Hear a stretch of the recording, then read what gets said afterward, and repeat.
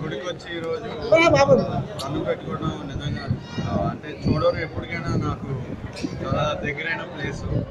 And అలాగే నా cinema ముందర ఇక్కడికి వచ్చి దండం పెట్టుకోవడం అనేది నాకు చాలా హ్యాపీగా ఉన్నాను. ఇక్కడ అందరికీ నాన్నగారు అందరికీ తెలిసిందే ఎంత ఇష్టపడిన ఊరు కూడా. అలాగే నేను కూడా మొత్తం కూడా డెఫినెట్లీ మేబీ తర్వాత ఎలా ఉంటాయి డెఫినెట్లీ మేబీ నెక్స్ట్ టైం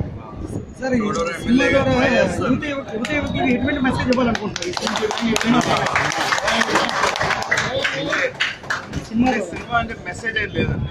అంటే ఒక మంచి police officer character and message అనేది ఏంటి జస్ట్ క్యారెక్టర్ బేస్. సొసైటీకి అనేది మెసేజ్ అనేది ప్రస్తుతానికి రాజకీయాల్లోకి వచ్చే అవకాశం